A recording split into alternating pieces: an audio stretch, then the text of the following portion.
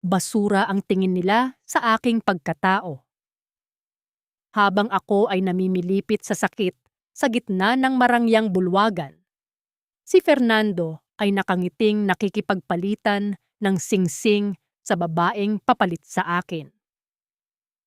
Pirmahan mo ang diborsyo o hinding-hindi mo makikita ang liwanag kasama ang mga anak mo. Ang bulyaw ni Doña Imelda. Sa bawat patak ng aking dugo sa malamig na marmol, isang sumpa ang nabubuo. May puwang pa ba ang pag-asa sa isang pusong winakasan ng kataksilan? Huwag mong dungisan ang sahig ng kumpanyang ito, Flor. Hindi ka na bahagi ng pamilyang ito, kaya huwag kang umasta na parang may karapatan ka pa. Ang boses na iyon ni Doña Imelda ay parang matalim na balisong na humiwa sa katahimikan ng lobby ng kumpanya. Malamig, walang emosyon, at punong-puno ng pagkasuklam. Sa mga sandaling iyon, ang mga kamay ni Flor ay nanginginig habang mahigpit na nakayakap sa isang kupas na lunchbox. Sa loob niyon ay ang paboritong ulam ni Fernando, tuyo na may ginisang kamatis. Iyon na lamang ang natitirang pera sa kanyang pitaka. Ang huling sentimong itinabi niya para lamang maipagluto ang asawa ng pagkaing nakasanayan nila noong nagsisimula pa lamang sila sa hirap. 8 buwang buntis si Flor at ang bigat ng kanyang sinapupunan ay tila dinodoble ng init ng sikat ng araw sa labas. Ngunit mas nakapapaso ang mga tingin ng mga empleyadong nakapaligid sa kanya. Nandito lang po ako para ibigay ito kay Fernando, ma'am. Pabulong na sagot ni Flor. Ang kanyang boses ay bahagyang nanginginig. Hindi po siya kumain bago umalis kaninang umaga. Masama po sa kanya ang malipasan ng gutom. Isang mapait na tawa ang kumawala sa mga labi ni Doña Imelda. Lumapit siya kay Flor. Ang bawat hakbang ng kanyang mamahaling sapatos ay umaalingaw-ngaw sa malawak at makintab na sahig. Nang tapatan niya ang manugang, mabilis niyang tinabig ang hawak nitong lunchbox. Ang tunog ng pagbagsak ng plastik na lalagyan sa sahig ay tila isang pagsabog sa pandinig ni Flor. Nagkalat ang kanin at ang tuyo sa mamahaling marmol. Ang amoy ng simpleng ulam ay tila isang insulto sa bango ng mga mamahaling pabango na bumabalot sa silid. Gutom? Sa tingin mo ba ay kakainin pa ni Fernando ang basurang niluto mo? Muling bulyaw ni Imelda habang itinuturo ang nagkalat na pagkain. Tingnan mo ang sarili mo, Flor. Mukha kang katulong na naligaw sa palasyo. Nakahihiya ka. Utang na loob mo sa amin ang bawat butil ng kanin na isinusubo mo, kaya matuto kang lumugar. Kasabay ng masasakit na salitang iyon, ang paningin ni Flor ay natuon sa malaking tarpaulin na nakasabit sa itaas ng grand staircase. Doon, nakita niya ang muka ng kanyang asawa, si Fernando, na nakangiti sa tabi ng isang napakagandang babae, si Clara. May nakasulat doon na malalaking titik, The Grand Engagement of Fernando and Clara. Tila huminto ang pagtibok ng puso ni Flor. Ang hangin sa loob ng gusali ay biglang naging manipis, na tila ba ayaw na siyang pahingahin. Ang kanyang mga binti ay nagsimulang manginig at isang matinding kirot ang biglang gumuhit mula sa kanyang likuran patungo sa kanyang tiyan. Pa Fernando! Ang tanging pangalang lumabas sa kanyang mga labi habang nakikita niyang bumababa sa hagdan ang kanyang asawa. Suot ang isang mamahaling tuksedo at nakahawak sa baywang ni Clara. Walang pag-aalinlangan. Lumapit si Fernando. Ngunit sa halip na pag-aalala, ang nakita ni Flor sa mga mata nito ay hiya at pagkadismaya. Hindi man lang tumingin ang lalaki sa nagkalat na pagkain na pinaghirapan niyang ihanda. "Why are you here, Flor?" Malamig na tanong ni Fernando. Ang kanyang boses ay wala ng bakas ng pag-ibig na ipinangako niya noong sila ay nagsasama pa sa maliit na dampa sa probinsya. Umuwi ka na. You are making a scene. Nakakahiya kay Clara at sa mga bisita. Fernando, ang mga anak natin, usal ni Flor habang pilit na humahawak sa braso ng asawa, ngunit mabilis itong binawi ni Fernando. Anak, huwag mong gamitin ang mga bata para manatili sa buhay ko, sabat ni Doña Imelda habang may kinukuha sa kanyang bag. Isang makapal na sobre ang inihagis niya sa tapat ng mukha ni Flor. Heto, 100,000 piso. Pirmahan mo ang papeles ng diborsyo at maglaho ka na. Huwag mo nang ipahiya ang anak ko. Kasabay ng pagbagsak ng sobre sa sahig. Isang mainit na likido ang naramdaman ni Flor na dumadaloy sa kanyang mga hita. Ang kanyang paningin ay nagsimulang maging malabo. Ang mga ilaw sa chandelier ay tila nagiging mga mantsa ng liwanag na sumasayaw sa kanyang paningin. Ang kirot sa kanyang tiyan ay naging parang mga libu-libong karayom na sabay-sabay na tumutusok sa kanyang laman. Napaluhod si Flor sa gitna ng nagkalat na tuyo at kanin. Ang kanyang mga kamay ay pilit na kumakapit sa malamig na marmol, habang ang dugo ay nagsisimulang humalo sa puting sahig. Fernando, tulong! Ang huling hiling ni Flor bago siya tuluyang bumagsak, ngunit bago tuluyang magdilim ang lahat.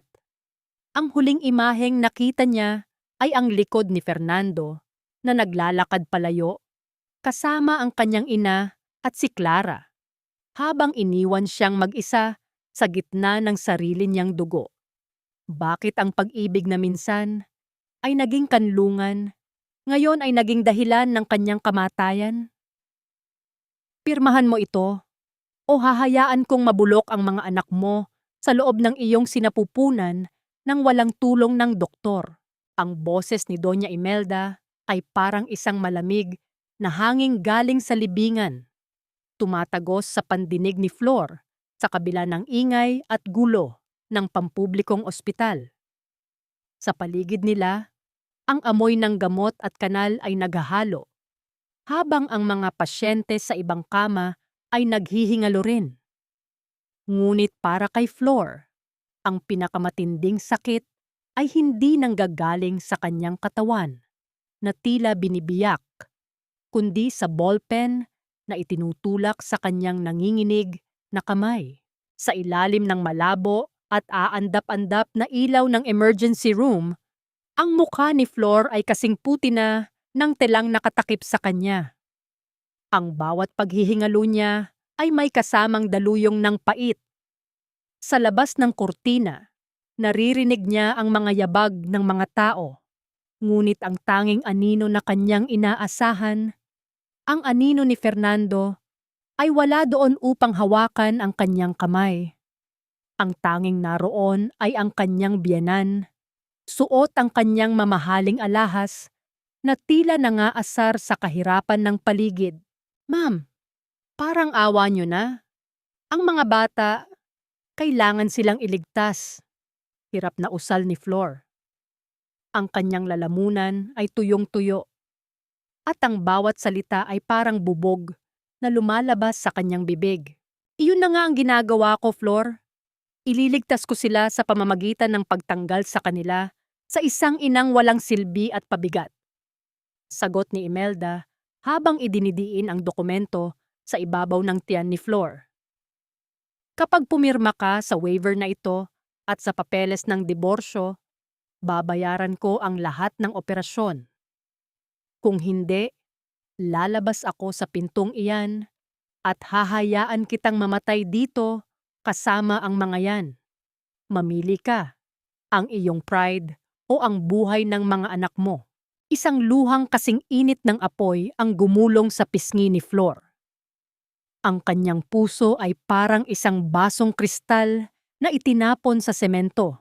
Durog na durog, bawat piraso ay bumabaon sa kanyang kaluluwa. Sa gitna ng dilim na unti-unting lumalamon sa kanyang ulirat, nakita niya sa pinto ang isang pamilyar na figura, si Fernando. Nakatayo ito doon, nakasuot pa rin ng tuksedo, ngunit ang kanyang mga mata ay walang emosyon. Isang sulyap na puno ng pagtalikod bago ito tuluyang tumalikod at naglakad palayo sa direksyon ng kanyang bagong buhay kasama si Clara. Wala nang natirang lakas kay Flor, kundi ang magmahal. Gamit ang huling hibla ng kanyang katatagan, kinuha niya ang ballpen.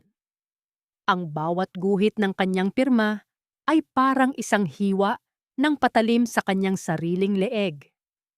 Ibinenta niya ang kanyang karapatan bilang asawa para sa isang pagkakataon na makahinga ang kanyang mga anak. Makalipas ang ilang oras ng pakikipaglaban sa pagitan ng buhay at kamatayan, narinig ni Flor ang dalawang mahinang iyak. Hindi sila malakas, hindi sila masigla. Ang mga ito ay mga iyak na tila humihingi ng tawad sa mundo dahil sa kanilang pagsilang sa gitna ng trahedya. Dalawang sanggol na lalaki, maliliit at tila mga ibong walang balahibo. Nang ilapit ng nurse ang mga bata sa kanya, naramdaman ni Flor ang pagdampi ng kanilang maliliit na daliri sa kanyang pisngi. Sa sandaling iyon, ang lahat ng galit at sakit ay pansamantalang natunaw. Sila ang kanyang buhay. Sila ang kanyang rason kung bakit kailangan niyang manatiling buhay kahit na tila tinapakan na ng buong mundo ang kanyang pagkatao. Ngunit ang kaligayahan ay panandalian lamang. Wala pang 24 na oras matapos siyang manganak, isang nurse ang lumapit sa kanya na may dalang billing statement. Mrs., sabi po ng nagdala sa inyo rito, ang pambayad lang daw po ay para sa operasyon. Ang mga susunod na araw at ang gamot para sa hika ng mga bata ay wala na sa listahan. Mahinang paliwanag ng nurse, bakas ang awa sa kanyang mga mata. Tumayo si Flor mula sa kanyang higaan, kahit na ang bawat hakbang ay nagdudulot ng matinding kirot sa kanyang tahi. Wala siyang pera. Wala siyang bahay na babalikan. Ang kanyang mga gamit ay nasa isang maliit na plastic bag lamang. Bit-bit ang dalawang sanggol na nakabalot sa lumang kumot. Lumabas si Flor sa ospital sa gitna ng madilim at malamig na gabi sa Maynila. Ang ulan ay nagsisimulang pumatak, tila nakikiramay sa kanyang mga luha. Sa kanyang harapan ay ang malawak na kalsada, puno ng mga taong walang pakialam sa isang inang tila itinatapon na ng tadhana.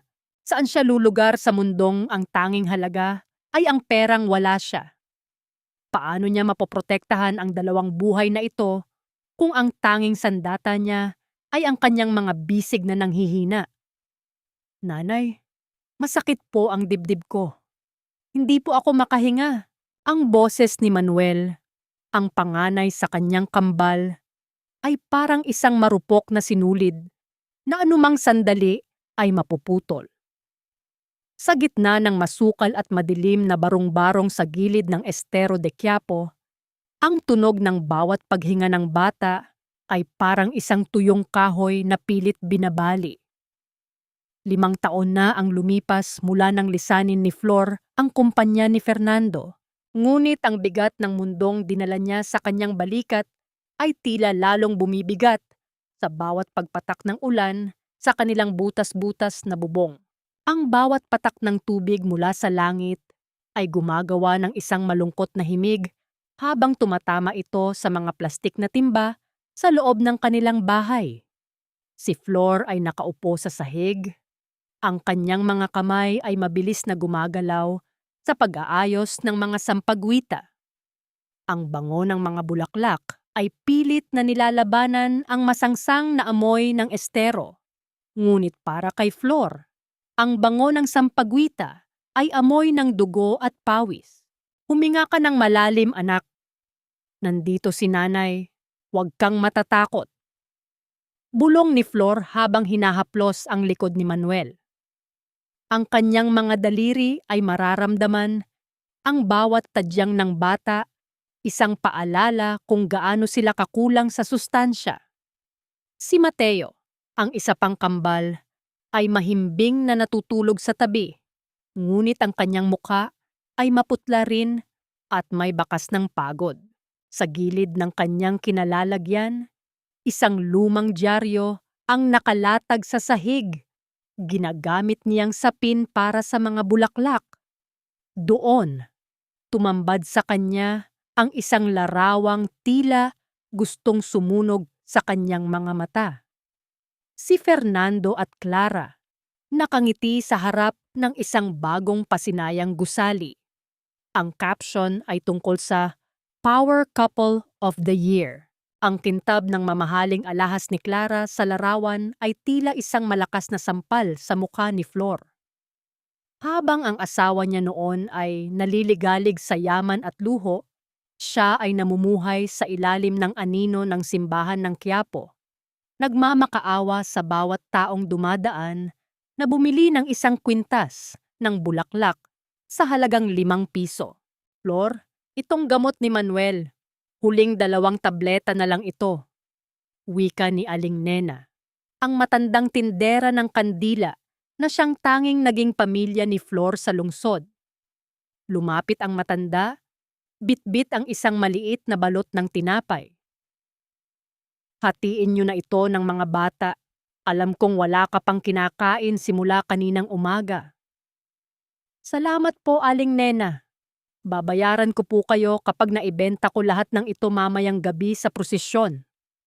Sagot ni Flor. Pilit na pinasisigla ang kanyang boses. Hinati ni Flor ang isang pirasong pandesal sa 3. Ang pinakamalaking bahagi ay ibinigay niya kay Manuel at Mateo. Ang maliit na bahagi ay itinabi niya para sa kanyang sarili, ngunit hindi niya ito isinubo. Sa halip, ibinalot niya ito muli at itinago para sa almusal ng mga bata kinabukasan. Ang kanyang sariling gutom ay isang pamilyar na kaibigan na kaya niyang tiisin. Basta't huwag lang niyang makitang umiiyak ang kanyang mga anak dahil sa kumakalam na sikmura. Sa labas, ang kampana ng simbahan ay tumunog ng 3 beses, hudyat ng oras ng panalangin. Ngunit para kay Flor, ang tunog na iyon ay hudyat ng isa na namang gabi ng pakikipagsapalaran sa kalsada. Bitbit ang kanyang mga anak at ang mga basket ng bulaklak, lumabas siya sa gitna ng mataong Quiapo. Sa gitna ng siksikan ng mga deboto, isang pakiramdam ang biglang gumapang sa batok ni Flor.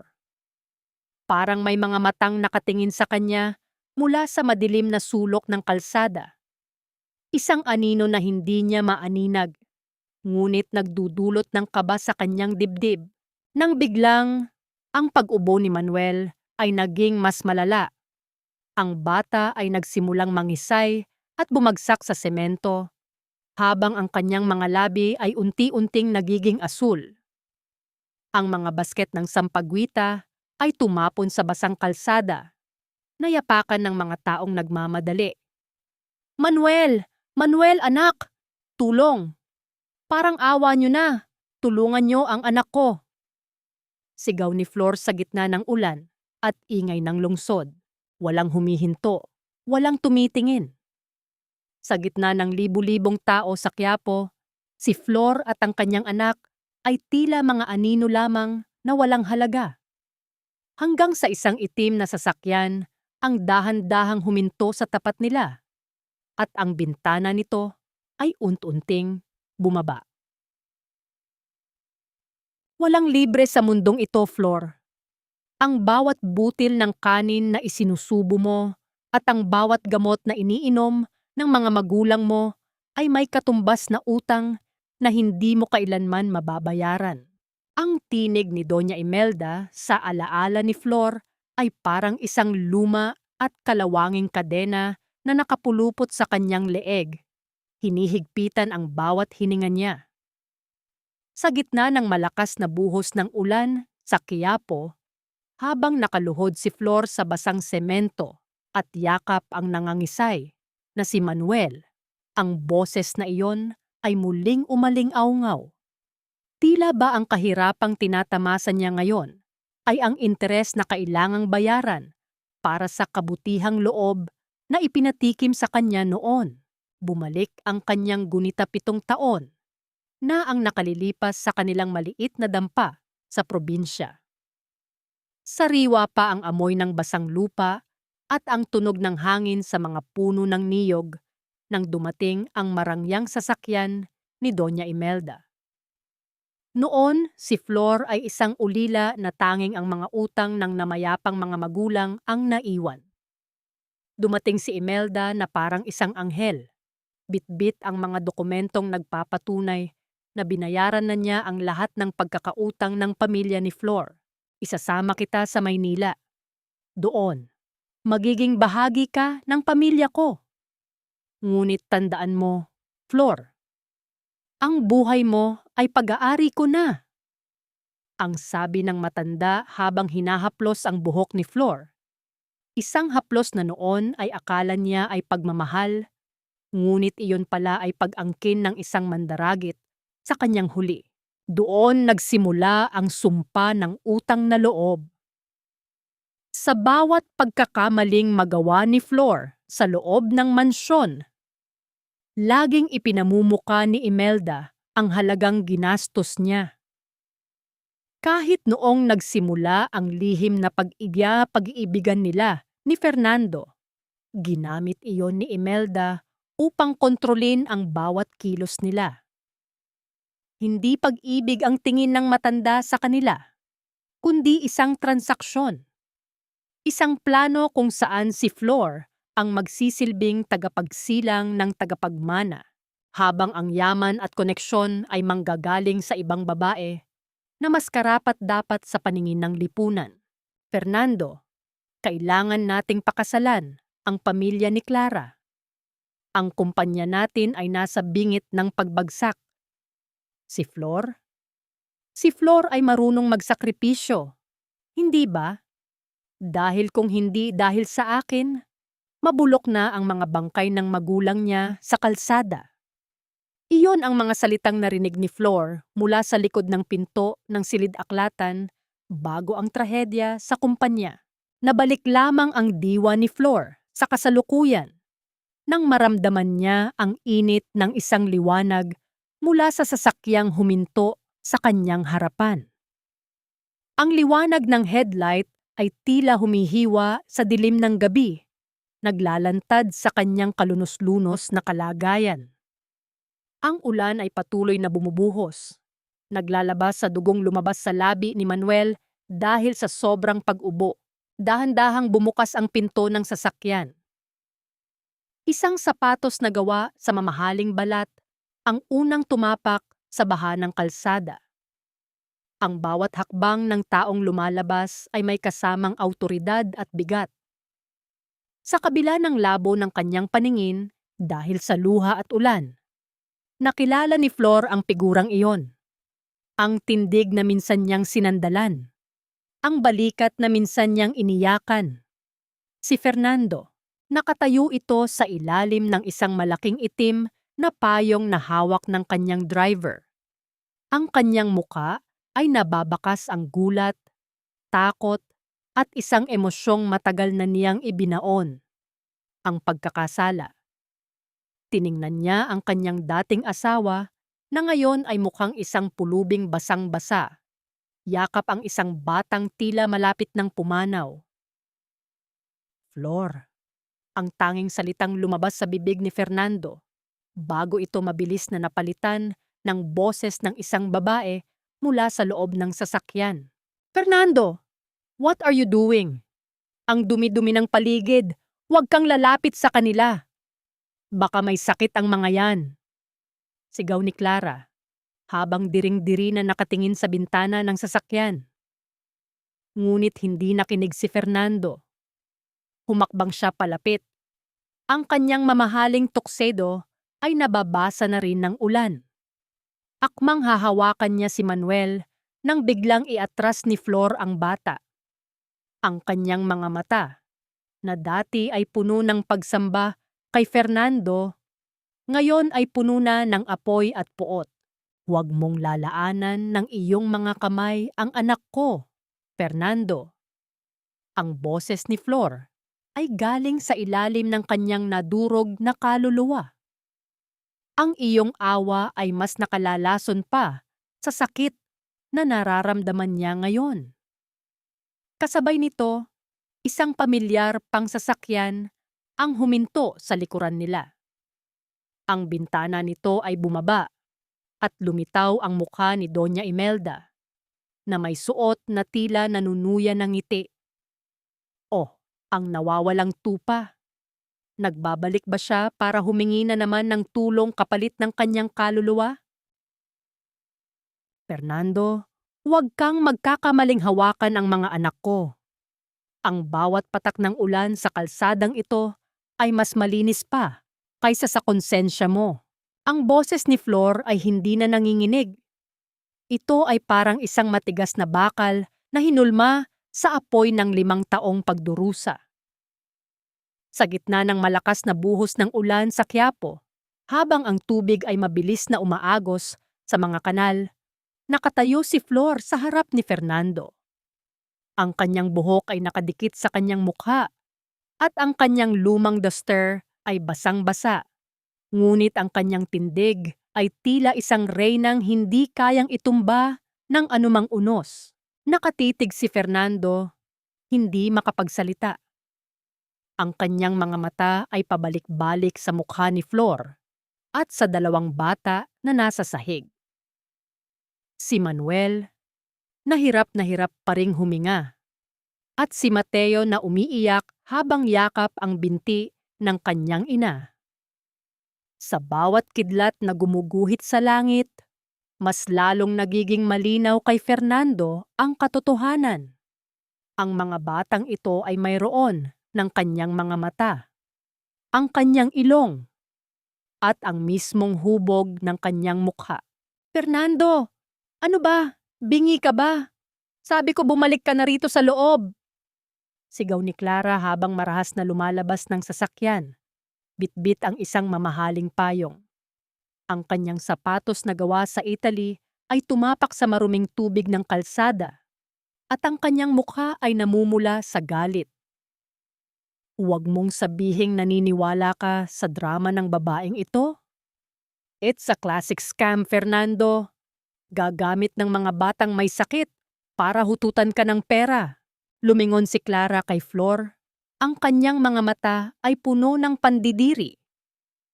Magkano ba ang kailangan mo, 1,000? 10,000? Sabihin mo lang at ibibigay ko. Huwag mo lang kaming iiskandalo rito sa tapat ng simbahan. Hindi sumagot si Flor. Ang kanyang katahimikan ay mas nakabibingi kaysa sa kulog. Dahil sa galit sa kawalan ng sagot ni Flor, lalong lumapit si Clara at marahas na sinipa ang basket ng mga sampagita na nasa tabi ni Flor.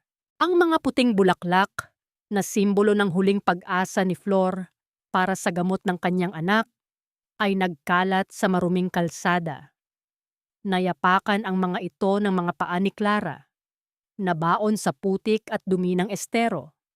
Dahil sa lakas ng pagkakasipa, nawalan ng balanse si Mateo na nakakapit sa basket at sumubsob ang mukha sa basang semento. Isang matalim na tunog ng pagbagsak ang narinig, na sinundan ng mas malakas na iyak ng bata. Sa sandaling iyon, ang lahat ng takot sa puso ni Flor ay naglaho. Dahan-dahan niyang binuhat si Mateo at pinunasan ang putik sa mukha nito. Pagkatapos, tumayo siya ng tuwid. Ang kanyang mga mata ay parang 2 nagbabagang uling na nakatitig ng diretso sa mga mata ni Fernando. 5 taon akong nanahimik, Fernando. 5 taon kong tinanggap ang bawat hirap dahil akala ko iyon ang kabayaran para sa kapayapaan mo. Ang boses ni Flor ay pumailan lang sa gitna ng ingay ng ulan. Pero ngayon, nang dahil sa inyo, ang mga anak ko ang nagbabayad para sa mga kasalanang hindi naman nila ginawa. Humakbang si Flor palapit kay Fernando, na tila hindi alintana ang banta ni Doña Imelda, na nakamasid pa rin mula sa sasakyan. Bawat patak ng ulan na tumatama sa mukha ni Flor ay tila nagiging mga kristal ng galit. Tingnan mo silang mabuti, Fernando, wika ni Flor habang itinuturo ang kanyang kambal. Tingnan mo ang mga mukha ng mga batang itinapon nyo sa basura 5 taon na ang nakalilipas. Sila ang mga anak mo. Ang mga anak na mas pipiliin pang mamatay sa gutom kaysa kilalanin ang isang amang duwag na gaya mo. Nanginginig ang mga labi ni Fernando. Ang kanyang kamay ay dahan-dahang umabot sa direksyon ni Manuel. Ngunit bago pa man niya ito mahawakan, isang malakas na tunog ng sampal ang umaling-awngaw, na tila humiwa sa lamig ng gabi. Fernando, ang anak ko, tila nakakalimutan mo na kung sino ang tunay na nagligtas sa iyo mula sa kahihiyan. Ang boses ni Doña Imelda ay marahang lumulutang sa loob ng malawak at malamig na silid-aklatan ng mansyon. Ngunit bawat salita ay may dalang bigat ng isang hatol. Nakaupo ang matanda sa kanyang paboritong silya na gawa sa mamahaling pelos, habang ang liwanag ng chandelier ay tumatama sa kanyang mga brilyanteng hikaw. Sa kanyang harapan, si Fernando ay nakatayo sa tabi ng bintana, pinapanood ang patuloy na pagbuhos ng ulan sa labas. Ang kanyang tuksedo ay tuyo na. Ngunit ang kanyang diwa ay tila naiwan pa rin sa putikan ng Quiapo. Nakita ko sila, mahinang usal ni Fernando. Ang kanyang boses ay puno ng pag-aalinlangan. Ang mga batang iyon, kamukhang-kamukha ko sila. Hindi ko kayang ipaliwanag, pero parang may humahatak sa puso ko nang makita ko sila sa kalsada. Isang mapait na ngiti ang sumilay sa mga labi ni Imelda. Dahan-dahan siyang tumayo, ang tunog ng kanyang mga gintong pulseras na nag-uumpugan ay ang tanging ingay sa silid. Lumapit siya sa kanyang anak at hinawakan ang balikat nito. Isang haplos na tila nagbibigay ng lakas, ngunit sa katunayan ay isang tanikala. Iyan ang problema sa iyo, Fernando. Masyado kang madaling makuha sa drama. Baka kumastam, wika ng matanda.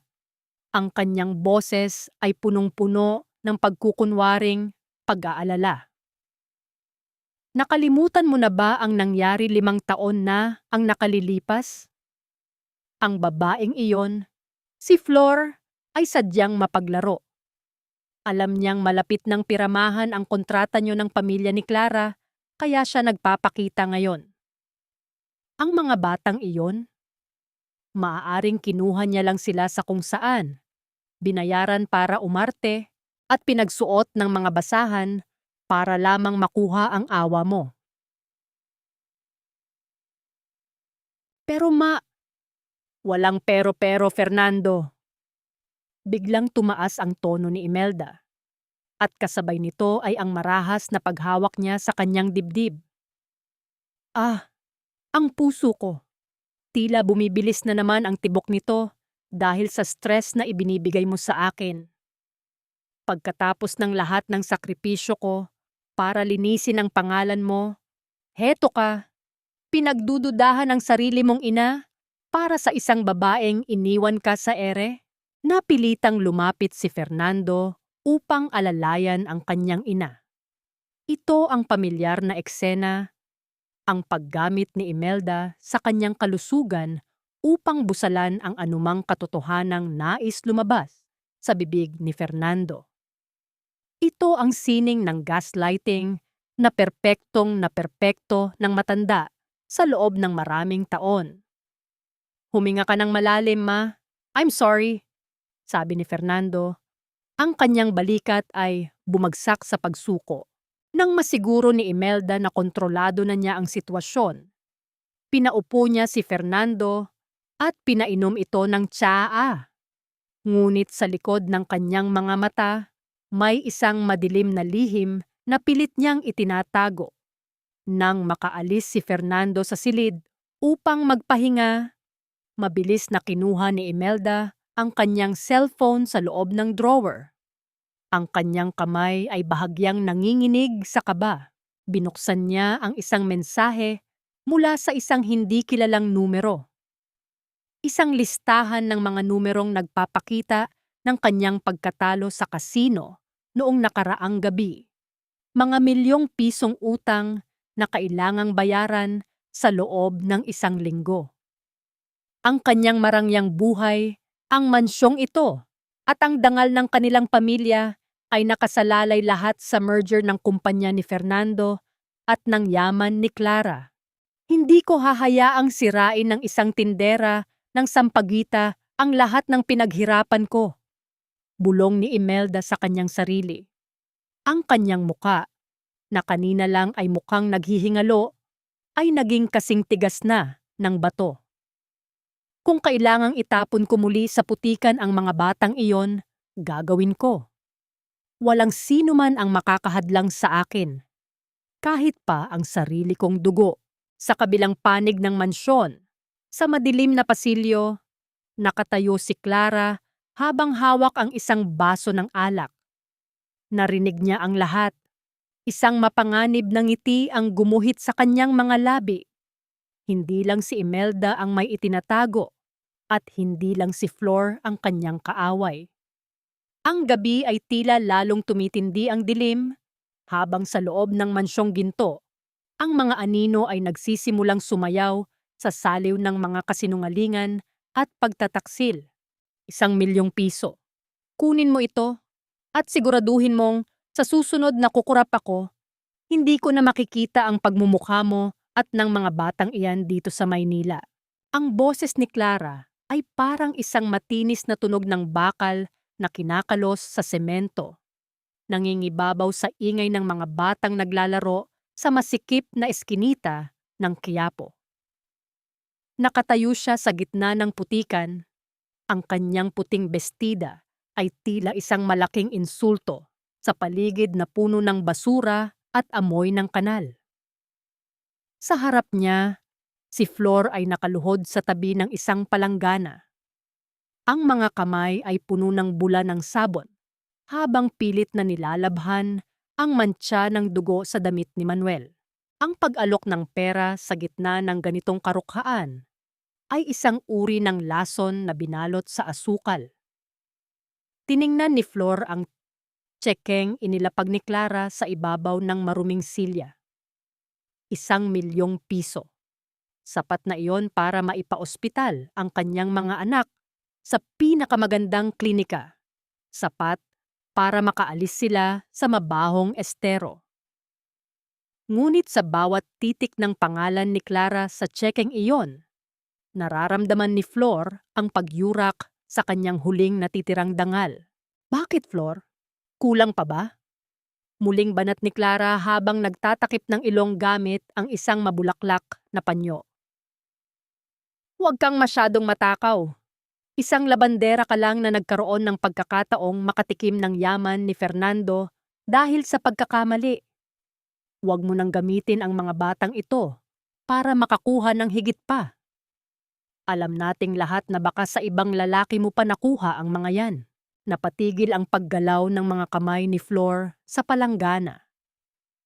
Ang init ng galit ay dahan-dahang gumagapang mula sa kanyang mga talampakan patungo sa kanyang dibdib. Sa paligid, ang mga kapitbahay, si Aling Nena at ang mga taga-Quiapo na nakasaksi sa hirap ni Flor ay nagsimulang magbulungan. Ang hangin ay tila naging mabigat. Nagbababadya ng isang bagyong hindi kayang pigilin ng anumang payong. Hindi nabibili ng pera ang katotohanan, Clara. Mahinang sagot ni Flor. Ngunit ang kanyang boses ay may dalang awtoridad na nagpatahimik sa mga usisero. Ang mga anak ko ay hindi mga produkto na maaari mong tawaran. Dahil sa inis sa hindi pagtanggap ni Flor sa pera, biglang sumiklab ang galit ni Clara.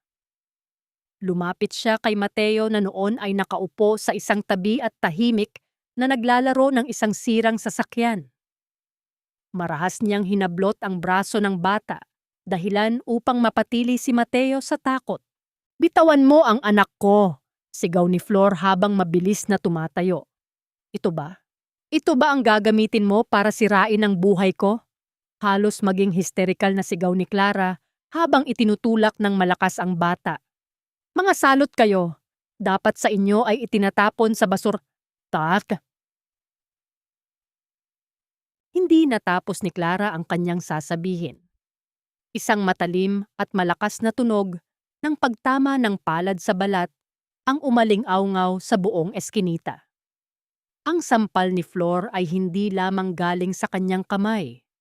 Iyon ay ang pinagsama-samang sakit ng 5 taon na pangungutya, gutom, at pagtitiis. Napalingon ang muka ni Clara sa lakas ng tama. Ang kanyang mamahaling hikaw ay tumilapon sa putikan, at ang kanyang pisngi ay mabilis na nagkulay ube. Ang katahimikan sa paligid ay naging nakabibingi, tila pati ang mga langaw sa basurahan ay huminto sa paglipad. Dahan-dahang pinulot ni Flor ang tseke mula sa silya. Sa harap ng lahat, marahas niya itong pinunit sa maliliit na piraso at itinapon sa umaagos na maruming tubig ng kanal sa kanilang paanan. "Ang pera mo ay kasing dumi ng budhi mo, Clara," wika ni Flor. Ang kanyang boses ay kasing lamig ng yelo. "Umalis ka na rito bago ko makalimutan na tao rin ang kaharap ko." Habang si Clara ay mabilis na tumatakbo, pabalik sa kanyang sasakyan sa kahihiyan, hindi nila napansin ang isang lalaking nakasandal sa isang poste sa dulo ng eskinita. Hawak ni Lito ang kanyang cellphone. Ang lente nito ay nakatutok sa buong pangyayari. Isang maliit na pulang ilaw sa screen ang nagpapatunay na ang bawat patak ng luha at bawat sampal ay nakuha sa kamera. Ang laban ay nagsisimula pa lamang, at sa pagkakataong ito, hindi na mananatiling tahimik ang Quiapo. Hindi lahat ng nakasulat sa krus ay patay na, Flor. Minsan, ang mga buhay ay pilit na ibinabaon sa limot ng mga taong may hawak ng ginto. Ang tinig ni Lito ay kasing lamig ng simoy ng hangin na nanggagaling sa loob ng simbahan ng Quiapo, kung saan ang usok ng insenso at ang bango ng mga tindang bulaklak ay naghahalo. Nakaupo siya sa isang mahabang upuang kahoy sa tapat ni Flor, habang ang huli ay maingat na binabalot ang mga sugat sa kamay ni Mateo. Pagkatapos ng naganap na iskandalo kay Clara, ang eskinita ay tila nabalot ng isang kakaibang katahimikan. Isang katahimikang nagbababadya ng mas malaking unos. Si Lito ay isang reporter na may mga matang tila nakakita na ng lahat ng dumi ng lungsod. Ngunit sa harap ni Flor, ang kanyang mga mata ay lumalambot. Inabot niya ang isang lumang sobreng kulay kape sa ina na tila pasan ang buong mundo. "Ano ito, Lito?" tanong ni Flor. Ang kanyang boses ay puno ng pag-aalinlangan. "Ang katotohanan na ninakaw sa iyo ni Doña Imelda," sagot ng lalaki. "Noong dinala ka niya sa Maynila, sinabi niya sa iyong pumanaw ang iyong mga magulang sa isang sunog sa probinsya. Hindi ba? Sinabi niyang wala ka nang babalikan, kaya dapat kang magpasalamat sa kanya habang buhay." Dahan-dahang binuksan ni Flor ang sobre. Ang kanyang mga daliri ay nanginginig habang hinahawakan ang isang kupas na litrato ng isang simpleng bahay kubo sa gitna ng niyugan. Sa likod niyon, may mga nakasulat na petsa. Mga petsang nagpapatunay na ang kanyang mga magulang ay nabubuhay pa 3 taon matapos siyang iligtas ng matanda. Ang bawat salita ni Imelda tungkol sa kanyang utang na loob ay tila mga anay na unti-unting kinakain ang pundasyon ng kanyang pagkatao. Ang pasasalamang naging tanikala ay isa palang malaking kasinungalingan. Bakit? Bakit niya ginawa ito? Pabulong na tanong ni Flor, habang ang mga luha ay nagsisimulang pumatak sa litrato. Dahil ang isang taong walang pinanghahawakan ay madaling kontrolin, Flor. Ang takot mo na mag-isa ay ang kanyang naging kapangyarihan. Paliwanag ni Lito. Ngunit hindi mo kailangang mag-isa ngayon. Ang mga tao rito sa Quiapo, ang mga gaya ni Aling Nena, kami ang magiging pamilya mo. Sa gitna ng sakit na nararamdaman, isang munting kamay ang humawak sa pisngi ni Flor. Si Mateo iyon, kasama si Manuel na ngayon ay nakakahinga na ng mas maluwag. Sa kabila ng karukhaan ng kanilang kinalalagyan, ang liwanag ng pagmamahal ay nanatiling buhay. Pinalapit ni Flor ang kanyang mga anak sa ilalim ng imahe ng Poong Nazareno na nakasabit sa kanilang dingding. Itinuro niya sa kanila ang pagdikit ng mga palad at ang pagpikit ng mga mata. Anak, magdasal tayo, bulong ni Flor. Humingi tayo ng lakas para sa bukas. Dahil simula ngayon, hindi na tayo magtatago sa dilim. Ang tunog ng kanilang mga bulong ay naging bahagi ng Bulong ng Quiapo, isang kolektibong tinig ng mga api na unti-unting nabubuo sa paligid. Ang mga tindera ng kandila, ang mga driver ng diip, at ang mga batang lansangan ay tila naging mga sentinel na nagbabantay sa kanila. Ngunit sa gitna ng sagradong sandaling iyon, ang amoy ng insenso ay biglang napalitan ng isang masangsang at nakatataranta na amoy. Ang amoy ng gasolinang ibinubuhos sa paligid ng kanilang barong-barong ay mabilis na kumalat. Isang tunog ng mabilis na pag-alis ng isang motor ang narinig. Kasunod ang pagbagsak ng isang bote sa kanilang pintuan. Isang nakasisilaw na liwanag ang biglang sumilip mula sa ilalim ng pinto at ang init ng apoy ay nagsimulang gumapang sa mga tuyong dingding na gawa sa karton at kahoy. Flor! Labas! Nasusunog ang bahay niyo! Sigaw ni Aling Nena mula sa labas. Ang kanyang boses ay puno ng takot sa loob ng nagliliyab na silid. Napatayo si Flor at niyakap ang kanyang dalawang anak. Sa kabila ng usok, nakita niya ang isang pirasong papel na inihulog sa bintana bago ang pagsiklab. May nakasulat doon na mga salitang tila galing sa impiyerno. Ang katahimikan ay may presyo, Flor. Ang buhay mo ang pambayad. Saan nga ba itatago ng isang ina ang kanyang mga anak kung ang mismong kalsada ay nais na silang lamunin ng apoy? At ano nga ba ang nakatago sa loob ng vault ni Doña Imelda na handa niyang pumatay ng tao para lamang manatili itong sikreto? Wala na, Flor. Ang lahat ng pinaghirapan mo, nilamon na ng apoy. Ang sigaw na iyon ni Aling Nena ay parang isang malakas na hampas sa pandinig ni Flor, habang pilit niyang idinidilat ang kanyang mga mata sa gitna ng makapal at maitim na usok.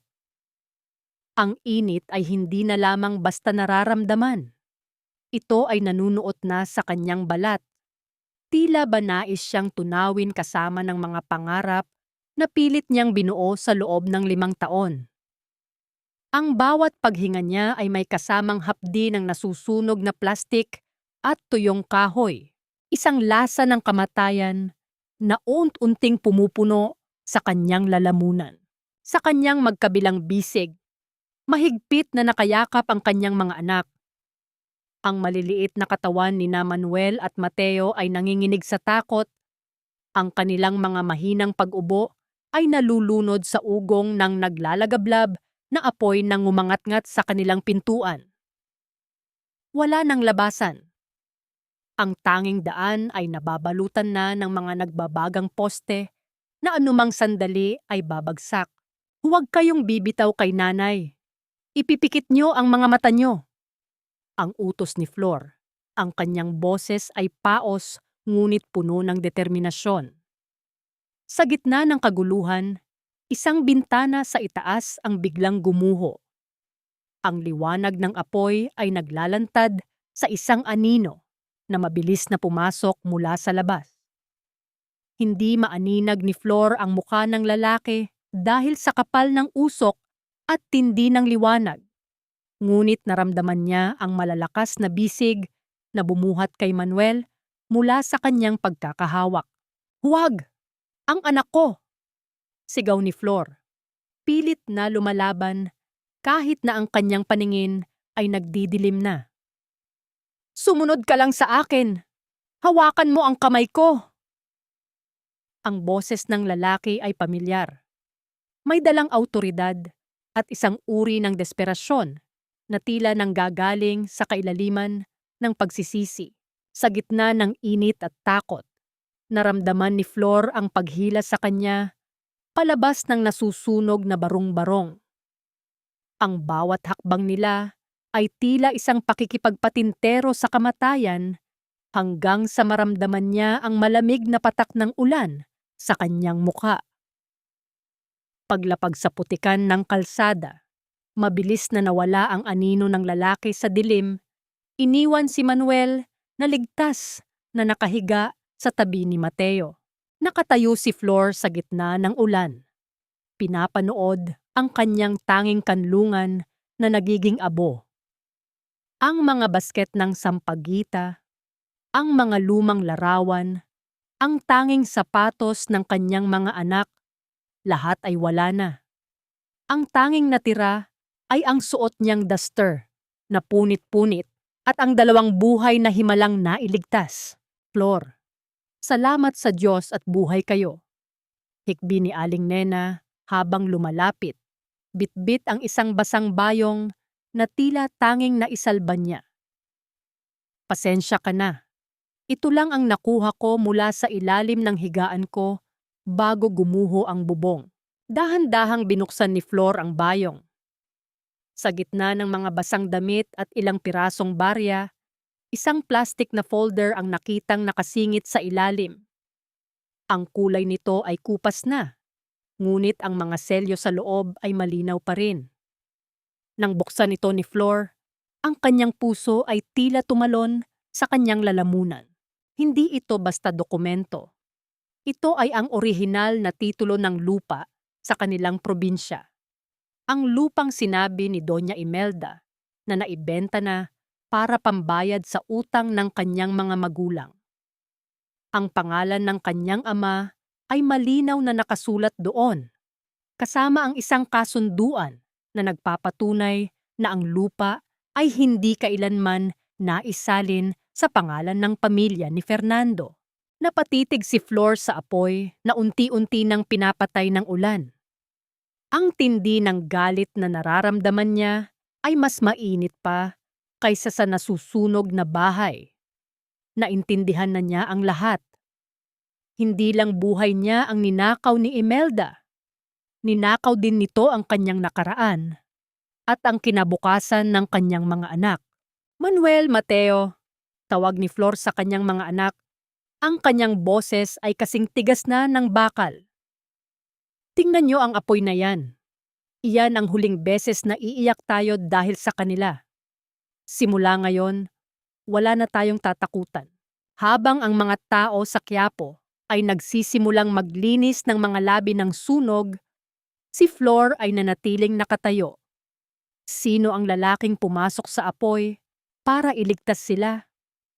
At hanggang saan ang kayang gawin ni Doña Imelda kapag nalaman niyang ang dokumentong magpapabagsak sa kanya ay nasa kamay na ng babaeng itinuring niyang basura? Ang gabi ay madilim, ngunit sa puso ni Flor, isang bagong uri ng apoy ang nagsisimulang magliyab. Isang apoy na hindi kayang patayin ng anumang ulan. Hindi mo na kailangang magpaliwanag, Clara. Ang mga numero na ang nagsasalita para sa iyo. 50 milyong piso ang nawawala sa kumpanya sa loob lamang ng 3 buwan. At lahat ng iyon ay humahantong sa mga account na pag-aari ng pamilya mo. Ang boses ni Fernando ay kasing lamig ng hanging galing sa aircon ng kanyang malawak na opisina. Ngunit ang init ng kanyang galit ay mababakas sa higpit ng pagkakahawak niya sa mga dokumento. Sa tapat niya, nakatayo si Clara. Suot ang isang mamahaling bestidang kulay pula.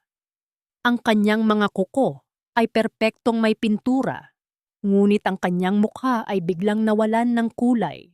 Sa labas ng bintana ng opisina, ang mga gusali ng Makati ay nagkikinangan, simbolo ng tagumpay at yaman na pinangarap ni Fernando. Ngunit sa loob ng silid na ito, nararamdaman niya ang unti-unting pagguho ng lahat ng kanyang pinaniwalaan. Ang bawat pahina ng ulat ng auditor ay parang isang sampal na gumigising sa kanya mula sa mahimbing na pagkakatulog. Fernando, babe, you're overreacting. Alam mo namang investment iyon para sa merger natin. Pilit na paglalambing ni Clara habang sinusubukang hawakan ang balikat ng asawa. Huwag mong hayaang sirain ng mga papeles na iyan ang gabi natin. Remember, we have a celebration later. Mabilis na iniwas ni Fernando ang kanyang balikat. Ang haplos ni Clara, na dati ay nagbibigay sa kanya ng aliw, ngayon ay parang isang malapot na dumi na nais niyang tanggalin sa kanyang balat. Ang bawat matamis na salita ng babae ay tila naging lason sa kanyang pandinig. Celebration? Celebration para sa pagnanakaw mo? Muling banat ni Fernando. Ang kanyang boses ay bahagyang tumaas. Habang ako ay nagpapakapagod para isalba ang kumpanyang iniwan ni Papa, ikaw naman ay abala sa paglipat ng pondo sa kumpanya ng tatay mo? At si Mama, alam ba niya ito? Isang mapait na tawa ang kumawala kay Clara. Si Doña Imelda? Fernando, ang nanay mo ay mas abala sa pag-iisip kung paano babayaran ang kanyang mga utang sa kasino sa Macau kaysa sa kapakanan ng kumpanyang ito. Huwag kang magmalinis dahil pare-pareho lang tayong may itinatago sa gitna ng tensyon sa mansyon at opisina. Sa isang tahimik at madilim na sulok ng isang maliit na parke malapit sa Quiapo, nagtagpo ang mga landas na matagal nang pinaghiwalay ng tadhana. Nakatayo si Flor sa ilalim ng isang puno ng narra. Ang kanyang mga kamay ay nakatago sa bulsa ng kanyang kupas na jacket. Sa kanyang harapan, ilang metro lamang ang layo, ay si Fernando. Walang sigawan, walang sumbatan. Tanging ang tunog ng mga tuyong dahon na nililipad ng hangin ang naririnig sa paligid. Tumingin si Fernando kay Flor at sa sandaling iyon, ang lahat ng marangyang dekorasyon ng kanyang buhay ay tila naging walang halaga. Nakita niya ang mga pilat sa kamay ni Flor, ang mga pilat mula sa paghahabi ng basket at pagtitinda ng bulaklak. Nakita niya ang pagod sa kanyang mga mata, ngunit naroon pa rin ang dangal na kailanman ay hindi niya nakita kay Clara. Bakit, Flor? Ang tanging tanong ni Fernando. Ang kanyang boses ay galing sa kailaliman ng kanyang nagsisising puso. Bakit hindi ka lumaban noon? Bakit hinayaan mong maging ganito ang lahat? Tumingin si Flor sa malayo, sa mga ilaw ng lungsod na tila mga bituing hindi niya maabot. Dahil ang laban na walang armas ay pagpapakamatay, Fernando. Pinili kong mabuhay para sa mga anak ko. Ang katahimikan ko noon ay hindi pagsuko, kundi pag-iipon ng lakas. Naglakad palayo si Flor. Iniwan si Fernando na nakatayo sa gitna ng dilim. Ang distansya sa pagitan nila ay hindi lamang ilang metro, kundi 5 taon ng mga kasinungalingan at pagkakasala na hindi kayang burahin ng isang paghingi ng tawad. Samantala, sa isang madilim na parking lot sa tapat ng kumpanya, pumasok si Clara sa loob ng isang itim na van. Doon, naghihintay ang isang lalaking nakasuit. Hawak ang isang tablet. Nakahanda na ba ang huling transfer? Tanong ni Clara. Ang kanyang boses ay wala ng bakas ng lambing, kundi puno ng kasakiman. Kailangan na lang ng huling approval mula sa main server, ma'am. Pagkatapos nito, ang kumpanya ni Fernando ay magiging isang walang lamang shell. Bukas na bukas, wala na siyang pangalan na ipagmamalaki, sagot ng lalaki. Hindi nila alam, sa di kalayuan, nakatago si Lito Bitbit ang kanyang recorder. Ngunit habang nakikinig, isang kamay ang biglang tumakip sa bibig ni Lito at isang matalim na bagay ang naramdaman niya sa kanyang likuran. Masyado kang maraming nalalaman, kaibigan. Isang bulong ang umaling-awngaw sa kanyang pandinig. Mabubunyag ba ang kataksilan ni Clara bago tuluyang gumuho ang kumpanya ni Fernando o magiging huli na ang lahat para sa kanilang lahat? Hindi sapat ang luha para mabuhay ang mga anak ko, kaya gagamitin ko ang aking mga kamay para bumuo ng bagoong mundo. Ang boses ni Flor ay mahina, ngunit may dalang determinasyong hindi matitinag ng anumang bagyo. Sa loob ng isang maliit at pansamantalang silid sa likod ng parokya ng Quiapo, ang tunog ng pagkayas ng mga kawayan ay naging isang ritmo ng pag-asa. Ang bawat hibla ng yantok na dumadaan sa kanyang mga daliri ay tila isang sugat ng kahapon na pilit niyang pinagagaling. Hinahabi upang maging isang bagay na may silbi at ganda. Habang ang mga tao sa labas ay abala sa ingay ng kalsada, si Flor ay nakatuon sa kanyang ginagawa. Ang kanyang mga kamay, na dati ay puno ng paltos mula sa pagtitinda ng sampagwita, ngayon ay bihasa na sa sining ng paggawa ng mga basket. Ito ang sining na itinuro sa kanya ng kanyang ama sa probinsya. Isang sining na akala niya ay nabaon na sa limot kasama ng kanyang mga pangarap. Flor, tingnan mo ang dami ng mga taong gustong tumulong. Wika ni Aling Nena habang pumapasok. Bitbit ang isang tray ng mainit na kape. Ang mga deboto ng Nazareno, ang mga dating kasamahan natin sa kalsada, lahat sila ay nag-ambag para makabili ka ng mas maraming materyales. Ang sabi nila, naniniwala sila sa kakayahan mo. Isang maliit na ngiti ang sumilay sa mga labi ni Flor. Ang pagsuporta ng komunidad ay parang isang mainit na yakap sa gitna ng malamig na gabi. Ngunit higit sa lahat, ang nagpabago sa takbo ng kanyang buhay ay ang huling regalong iniwan ni Lito bago ito mahiwagang nawala. Isang video na kumalat sa social media. Sa video na iyon, hindi nakita ang isang pulubi. Ang nakita ng publiko ay isang matapang na ina na nagtatrabaho sa gitna ng hirap. Isang artisanong lumilikha ng sining mula sa mga labi ng sunog. Ang kwento ng kanyang katatagan ay naging viral. At sa loob lamang ng ilang araw, ang kanyang maliliit na gawa ay naging simbolo ng pag-asa sa buong Maynila. Ang bawat basket na gawa ni Flor ay hindi lamang sisidlan. Ito ay kwento ng isang babaeng tumangging mamatay sa dilim. Nanay, ang ganda po nito, wika ni Manuel habang hinahawakan ang isang natapos na basket. Ang bata ay mas malusog na ngayon at ang kanyang mga mata ay nagniningning sa paghanga sa kanyang ina. Para po itong korona. Hindi iyan korona, anak. Iyan ay patunay na kahit anong dumi ng ating pinanggalingan, maaari tayong lumikha ng isang bagay na malinis at kagalang-galang. Sagot ni Flor habang hinahaplos ang buhok ng anak.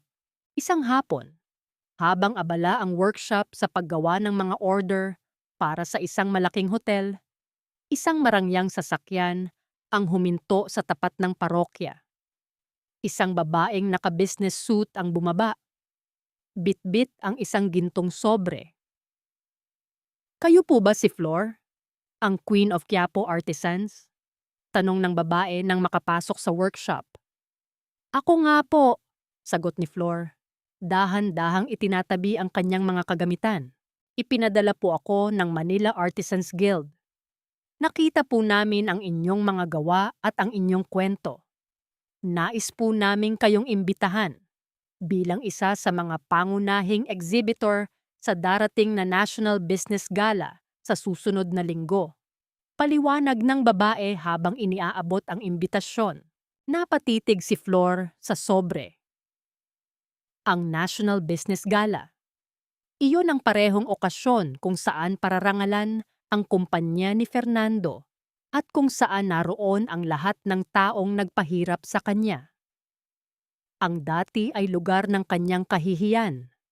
Ngayon ay magiging entablado ng kanyang pagbabalik.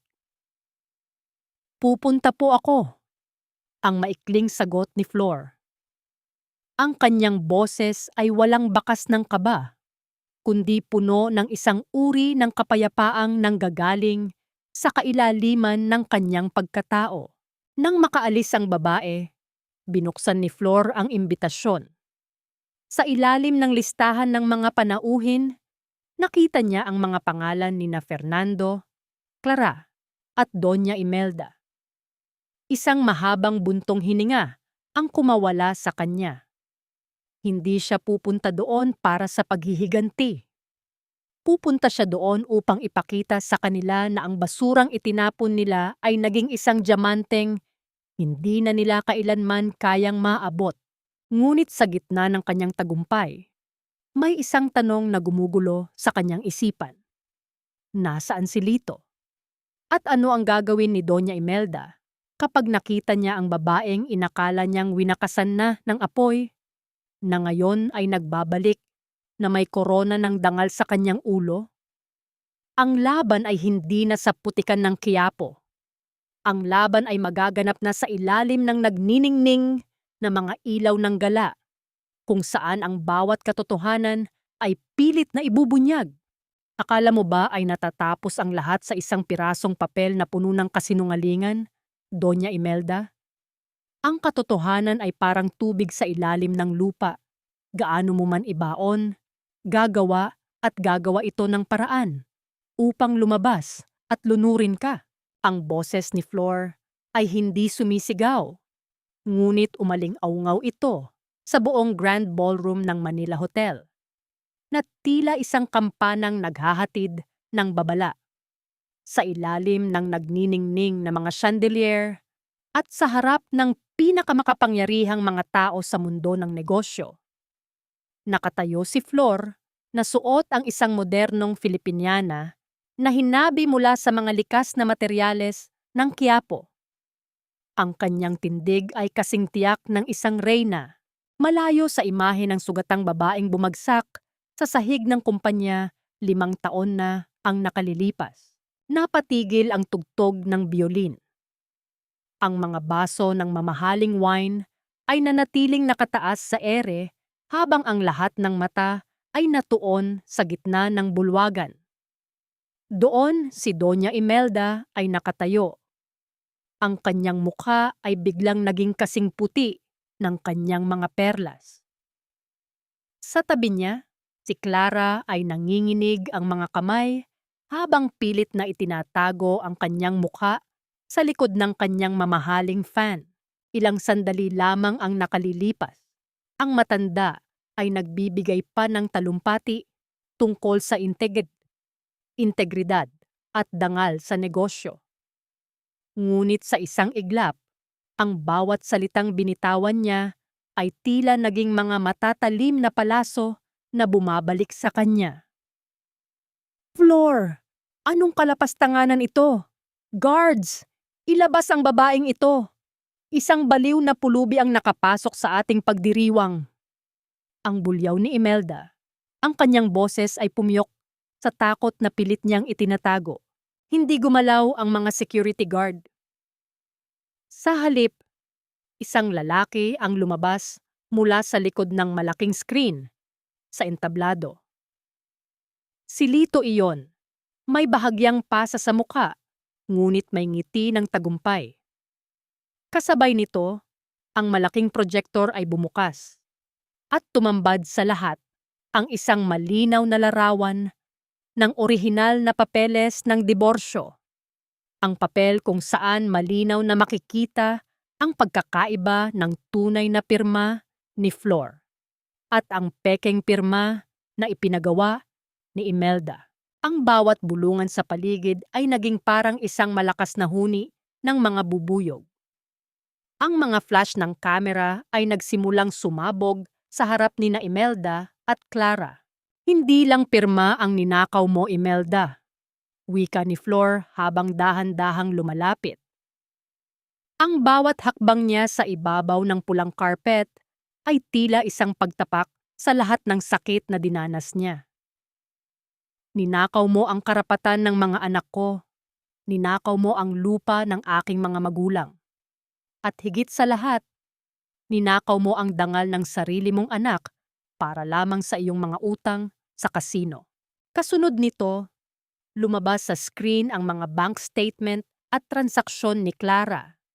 Ang ebidensya ng paglipat ng pera mula sa kumpanya ni Fernando patungo sa mga dummy account. Ang lahat ng dumi, ang lahat ng kataksilan ay nailatag sa ilalim ng pinakamaliwanag na ilaw ng Manila. Napalingon si Fernando sa kanyang ina. Ang kanyang mga mata ay puno ng pagkamuhi at matinding pait. Ma, totoo ba ito? Ang kumpanya ni Papa, ang buhay ko, ginamit mo lang ang lahat para sa pagsusugal mo? Hindi nakapagsalita si Imelda.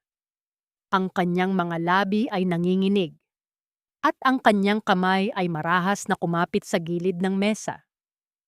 Ang lahat ng gintong nakapalibot sa kanya ay tila naging mga tanikalang unt-unting humihila sa kanya pababa.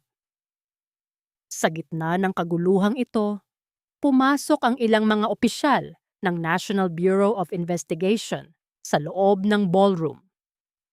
Ang tunog ng kanilang mabibigat na sapatos sa sahig ay tila hatol ng kamatayan para kay Imelda. Doña Imelda Valdez at Clara Montesillo. Inaaresto kayo sa mga kasong estafa, falsification of public documents at grand fraud. Ang anunsyo ng opisyal. Ang tunog ng bakal na posas na nag-uumpugan ay ang huling ingay na narinig bago tuluyang gumuho ang mundo ng mga mapang-api. Habang kinakaladkad si Imelda at Clara palabas sa harap ng mga reporter, si Flor ay nanatiling nakatayo sa gitna ng entablado. Ang kanyang puso ay hindi na nakakaramdam ng galit, kundi isang malalim at payapang katarungan. Lumapit si Fernando kay Flor. Ang kanyang mga mata ay basa ng luha. Flor, patawarin mo ako. Hayaan mong bumawi ako sa iyo at sa mga bata. Hayaan mong ibalik ko ang lahat. Tiningnan ni Flor ang lalaking minsan niyang minahal nang higit sa kanyang sarili. Ngunit sa kanyang mga mata, wala na siyang nakitang anino ng nakaraan. Ang mga bagay na nawasak na, Fernando, ay hindi na maibabalik sa dati sa pamamagitan lamang ng pagsisisi. Mahinang sagot ni Flor. Ang katarungan ay nakamit na namin.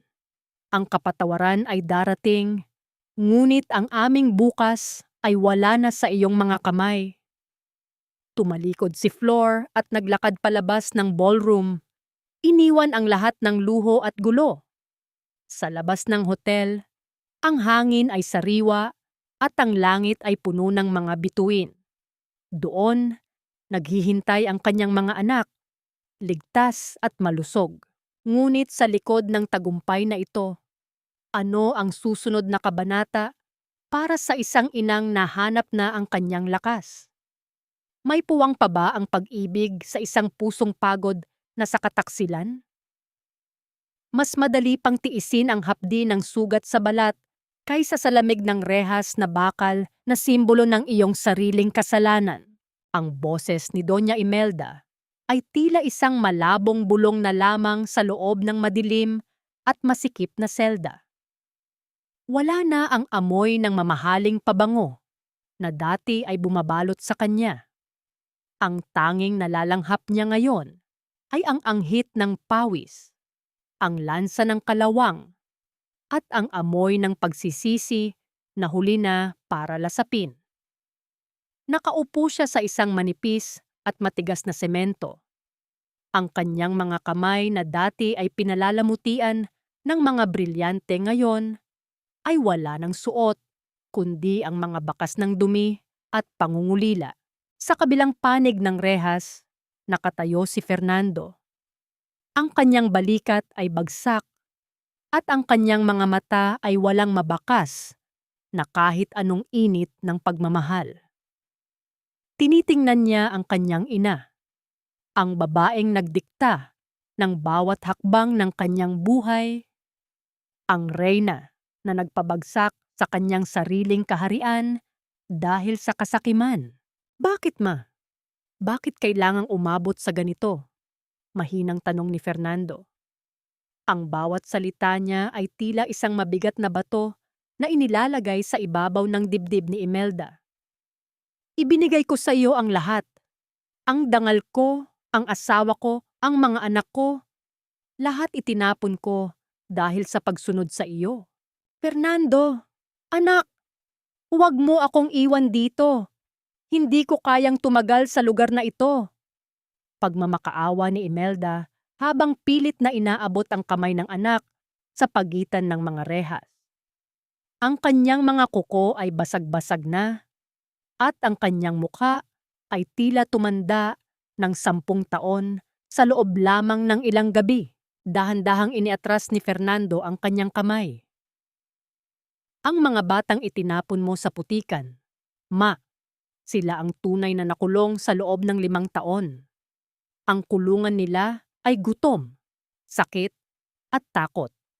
Ang kinalalagyan mo ngayon ay bunga lamang ng mga binhi na ikaw mismo ang nagtanim. Habang si Imelda ay humahagulgol sa loob ng selda, si Fernando ay naglakad palabas ng presinto, dala ang isang mabigat na desisyon. Nagtungo siya sa tapat ng simbahan ng Quiapo, sa mismong lugar kung saan niya nakita si Flor na basang-basa sa ulan. Sa gitna ng mataong kalsada, nakita niya ang isang maliit na tindahan na may karatula, Flor's Handcrafted Heritage.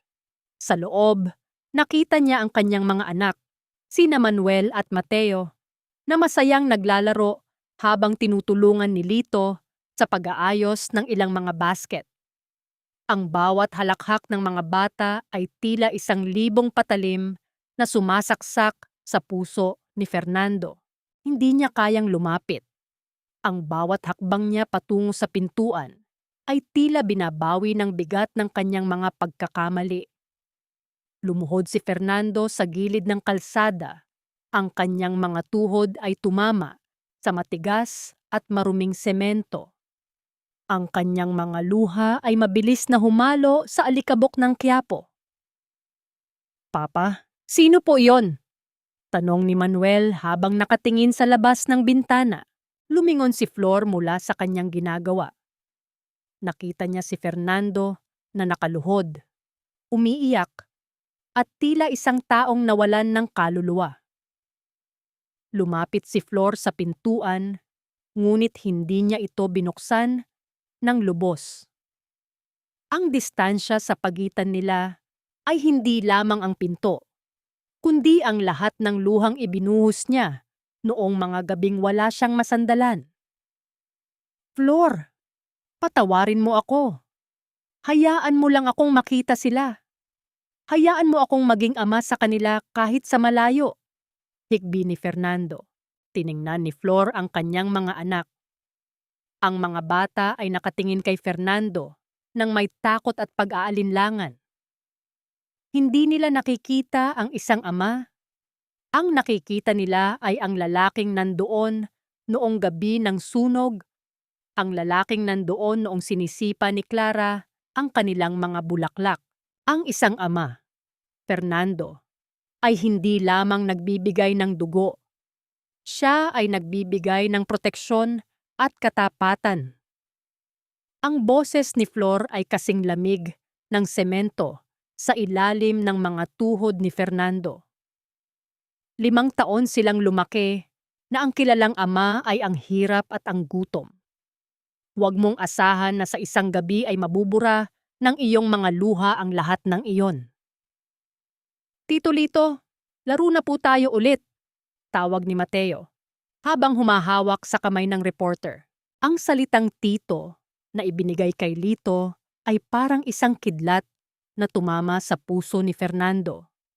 Ang karapatang iyon, ang tawag na iyon, ay kailanman ay hindi pa niya narinig mula sa sarili niyang mga anak. Tumayo si Flor at dahan-dahang isinara ang pinto. Ang tunog ng pagsara ng pinto ay tila huling tuldok sa isang mahabang kabanata ng kanilang buhay. Ngunit sa gitna ng katahimikan sa loob ng workshop, isang hindi inaasahang balita ang dumating. Isang tawag mula sa ospital ng kulungan. Si Doña Imelda ay dinala sa emergency room dahil sa matinding atake sa puso at mayroon siyang isang huling hiling bago siya malagutan ng hininga. Hindi si Fernando ang nais niyang makita. Isang pangalan lamang ang binanggit ng naghihingalong matanda sa pagitan ng kanyang mga huling hininga. Flor. Dalhin niyo rito si Flor. Ano ang lihim na nais sabihin ng reyna ng kasamaan bago siya tuluyang maglaho sa mundo? At kaya bang buksan ni Flor ang kanyang puso para sa isang huling pagbisita sa babaeng sumira ng kanyang buhay? Ang katarungan ay hindi laging matamis. Minsan, ito ay may lasa ng abo at malalim na pagtanggap sa mga bagay na hindi na maibabalik. Ang boses ni Flor ay tila isang malumanay na hangin na humahawi sa makapal na amoy ng gamot at antiseptiko sa loob ng pribadong silid ng ospital. Nakatayo siya sa paanan ng kama kung saan nakahiga ang dati ay makapangyarihan at kinatatakutang si Doña Imelda. Ang puting kumot na nakatakip sa matanda ay tila mas lalong nagpatingkad sa pagiging payat at lanta ng katawan nito. Wala na ang mga brilyante, wala na ang kapalaluan. Ang tanging natira ay isang naghihingalong matanda na pilit na humahabol sa bawat hininga sa tulong ng mga tubo at makinang lumilikha ng isang paulit-ulit at nakababahalang ritmo. Dahan-dahang idinilat ni Imelda ang kanyang mga mata. Nang makita niya si Flor, isang bahagyang panginginig ang gumuhit sa kanyang mga labi. Ang kanyang kamay, na dati ay mabilis na nananakit at nampapahiya, ay dahan-dahang umangat, nanginginig, at tila humihingi ng isang bagay na hindi kayang bilhin ng ginto. Flor, dumating ka! Ang pabulong na wika ni Imelda. Ang bawat salita ay may kasamang tunog ng paghihirap, parang isang tuyong dahon na nadudurog sa ilalim ng paa. Akala ko, hindi mo na ako pakikinggan. Nandito ako hindi bilang biktima mo, Imelda. Nandito ako bilang isang ina na nais wakasan ang sumpa ng galit para sa kanyang mga anak. Ang sagot ni Flor. Ang kanyang tinig ay walang bahas ng poot, kundi isang uri ng kapayapaang nanggagaling sa kailaliman ng kanyang pagkatao. Huminga ng malalim ang matanda at sa gitna ng kanyang panghihina, isang katotohanan ang lumabas sa kanyang mga labi. Ang huling piraso ng puzzle na hindi alam ni Fernando, ang lupa. Ang lupang ninakaw ko sa mga magulang mo. Hindi iyon para sa kasino. Pag-amin ni Imelda, habang ang mga luha ay gumugulong sa kanyang kulubot na pisngi. Ibinenta ko iyon dahil ang kumpanya ni Fernando ay matagal nang nalulugi bago pa kayo ikasal. Ginamit ko ang buhay mo para isalba ang dangal ng anak ko. Inisip ko na ang isang dukhang tulad mo ay madaling isakripisyo para sa aming pangalan. Pero nagkamali ako. Ikaw ang pinakamalakas sa aming lahat. Isang sandali ng katahimikan ang namayani sa silid. Ang tanging naririnig ay ang mahinang ugong ng aircon at ang tibok ng makina. Naramdaman ni Flor ang isang mabigat na pasanin na unti-unting umaalis sa kanyang dibdib. Ang lahat ng kasinungalingan, ang lahat ng manipulasyon ay tuluyan ng nalantad sa liwanag. Pinapatawad na kita, Imelda, wika ni Flor. Lumapit siya at marahang hinawakan ang kamay ng matanda. Hindi ito ang hawak ng isang alipin sa kanyang amo, kundi ang hawak ng isang taong malaya sa isang taong malapit ng pumanaw. Hindi dahil karapat-dapat ka, kundi dahil karapat-dapat ang puso ko sa kapayapaan. Magpahinga ka na. Sa labas ng pinto, nakasandal si Fernando, naririnig ang bawat salita. Ang kanyang mga balikat ay nanginginig sa tahimik na paghagulgol. Doon niya na-realize na kahit anong yaman ang muli niyang mabuo, hinding-hindi na niya mabubuo ang pamilyang minsang nasa kanyang mga kamay, ngunit hinayaan niyang madulas. Paglipas ng ilang oras, ang huling tunog ng makina ay naging isang mahaba at tuwid na linya sa screen. Ang reyna ng mga Valdez ay pumanaw na. Bitbit ang kanyang mga lihim at ang kanyang pagkatalo. Makalipas ang isang linggo, sa harap ng simbahan ng Quiapo, ang araw ay muling sumisikat nang may dalang bagong pag-asa. Ang workshop ni Flor ay hindi na lamang isang maliit na silid. Ito ay naging isang komunidad. Ang mga kababaihang dating nawalan ng pag-asa ay sama-samang humahabi ng mga basket na ngayon ay dinadala na sa iba't ibang panig ng bansa. Nakatayo si Flor sa gitna ng kanyang workshop, pinagmamasda ng kanyang mga anak na nag-aaral sa ilalim ng lilim ng isang puno. Lumapit si Lito sa kanya. Bitbit ang isang kopya ng dyaryo kung saan nakasulat ang tagumpay ng kanilang proyektong pangkomunidad. Ano na ang susunod para sa reyna ng Quiapo? Tanong ni Lito na may kasamang mapaglarong ngiti. Tiningnan ni Flor ang kanyang mga kamay. Ang mga kamay na dati ay amoy isda at puno ng putik, ngayon ay amoy kawayan at puno ng dangal. Ang susunod ay ang mabuhay, Lito.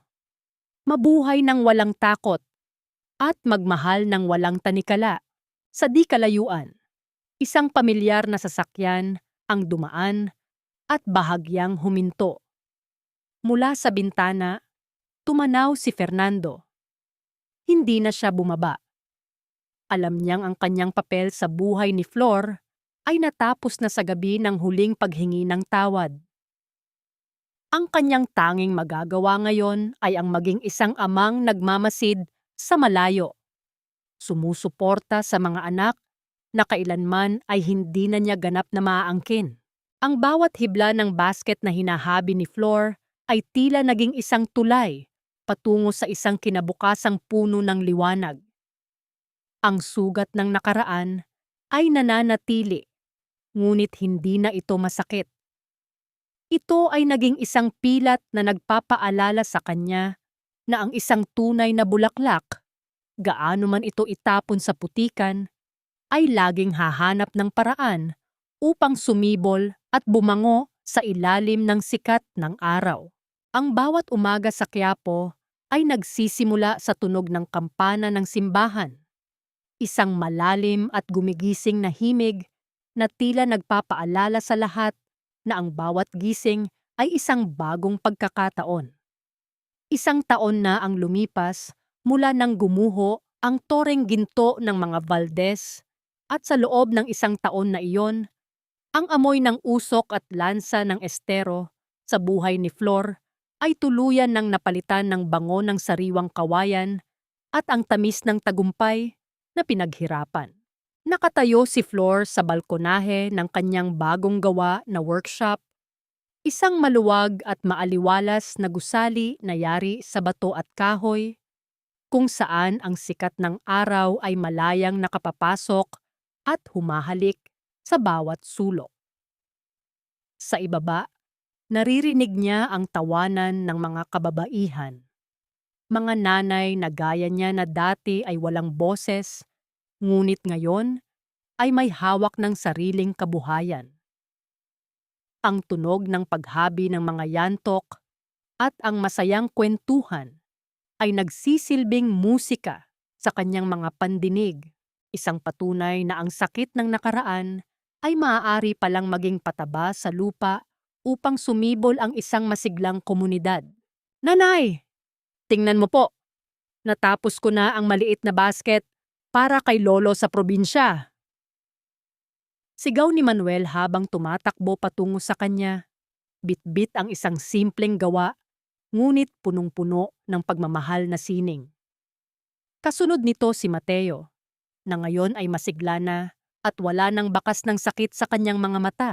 Niyakap ni Flor ang kanyang mga anak, ang kanyang mga bisig ay hindi na nanginginig sa takot, kundi matatag na pundasyon ng kanilang maliit na pamilya. Nahanap na ni Flor ang kapayapaang inaasam. Ang kanyang pagpapatawad kay Imelda sa huling sandali nito ay hindi nangangahulugang binura niya ang mga sugat, kundi pinili niyang huwag nang maging bilanggo ng galit. Ang kapayapaang nararamdaman niya ngayon ay hindi dahil nawala ang mga problema, kundi dahil alam na niya ang kanyang tunay na halaga. Sa labas ng gate ng workshop, isang pamilyar na lalaki ang pumasok, bit-bit ang isang malaking box ng merienda para sa lahat. Si Lito, ang taong naging saksi sa kanyang pagbagsak at muling pagtayo, ay nananatiling nasa kanyang tabi. Walang pagmamadali, walang pressure. Tanging isang malalim na pagkakaibigan na unti-unting namumukadkad sa isang mas malalim na ugnayan. Everything is ready for the trade fair tomorrow, Flor. Wika ni Lito habang nakangiti. Ang kanyang mga mata ay puno ng paghanga. Ang daming excited na makita ang bagong collection mo. Salamat, Lito. Kung hindi dahil sa inyo, baka nananatili pa rin akong anino sa gilid ng kalsada, sagot ni Flor. Paminsan-minsan, nakatatanggap si Flor ng mga sulat at sustento mula kay Fernando. Hindi na niya ito tinatanggihan para sa kapakanan ng kanyang mga anak, ngunit ang pader sa pagitan nila ay nananatiling matibay. Tinanggap na ni Fernando ang kanyang kapalaran, ang maging isang amang tagamasid sa tagumpay ng kanyang pamilya mula sa malayo. Isang uri ng pagsisisi na kailangan niyang pasanin habang buhay.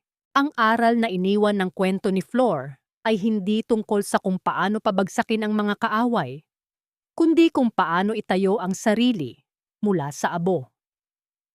Ang tunay na yaman ay hindi matatagpuan sa mga bank account o sa mga brilyante, kundi sa katapatan sa sarili at sa lakas ng loob na magmahal muli matapos ang isang matinding pagtataksil. Ipinakita ni Flor na ang bawat bulaklak ng pag-asa ay kailangang dumaan sa dilim ng lupa bago ito tuluyang makasulyap sa liwanag ng araw. Habang lumulubog ang araw sa Manila Bay, nagkukulay kahel ang buong langit, isang paalam sa lumipas na araw at isang pangako para sa mas magandang bukas. Hawak ang kamay ng kanyang mga anak. Naglakad si Flor patungo sa loob ng kanyang tahanan. Ang kanyang hakbang ay hindi na mabigat. Ang kanyang puso ay hindi na pagod. Ang reyna ng Quiapo ay hindi na nangangailangan ng korona dahil ang kanyang dangal ay sapat na upang maging pinakamaliwanag na bituin sa kanyang sariling langit. Nananatili ang ganda ng takipsilim sa Quiapo, isang tahimik na saksi sa isang buhay na muling nahanap ang kanyang sariling liwanag sa kabila ng madidilim na anino ng kahapon. Mga mahal kong tagapakinig, maraming salamat sa pagbabahagi ng inyong oras at puso upang samahan ako sa paglalakbay na ito hanggang sa huling istasyon. Habang isinusulat at isinasalaysay ko ang bawat kabanata, tila naramdaman ko rin ang bawat patak ng ulan at ang hapdi ng putik sa kalsada noong gabing nagmakaawa si Flor para sa hininga ng kanyang anak sa harap ng sasakyan ni Fernando. Ang puso ko ay dumanas din ng matinding sikip sa eksenang iyon. Isang paalala na ang pinakamasakit na sugat ay hindi laging nakikita ng mata. Ang kwentong ito ay hindi lamang bunga ng imahinasyon, kundi isang pagpupugay sa libu-libong kababaihan na tahimik na lumalaban at nagtatagumpay sa tunay na buhay. Ang ating pag-iral ay tila isang basket na yari sa kawayan. Kailangang magsalit-salit ang mga hibla ng ating pait at ang mga hibla ng ating katatagan upang makabuo tayo ng isang sisidlan na may sapat na lalim at ganda. Hindi sapat na tayo ay mabiktima. Kailangan nating piliin na maging tagahabi ng sarili nating dangal. Kung kayo ang nasa kalagayan ni Flor, magagawa niyo rin bang ibuka ang inyong mga palad para sa isang huling pagpapatawad? O mas pipiliin ninyong hayaan na lamang na lamunin ng limot ang lahat? Habang pinakikinggan ninyo ang aking tinig, nasaan po kayo ngayon? Marahil ay abala kayo sa pagluluto para sa pamilya, nagtutupi ng mga damit, o baka ninanamnam ang sandali ng kapayapaan matapos ang isang mahabang araw ng pagtatrabaho. Nais kong marinig ang inyong mga saloobin. Ibahagi ninyo ang inyong kwento o kahit isang simpleng pagbati sa comment section. Dahil dito, palagi kayong may kaibigang nakikinig. Huwag din ninyong kalimutang i-like at i-share ang kwentong ito upang magsilbing inspirasyon sa iba pang mga pusong naghahanap ng paggaling. Naway manatili kayong matatag at puno ng pag-asa. Hanggang sa muli nating pagkukwentuhan, pagpalain nawa ang inyong mga tahanan at ang inyong mga puso. Pamagat ng kwento, ang Reyna ng Quiapo, habi ng dangal at pag-asa. Paunawa, ang lahat ng mga tauhan at sitwasyon sa kwentong ito ay likhang isip lamang na binuo para sa layunin ng libangan at upang maghatid ng positibong mensahe sa ating buhay.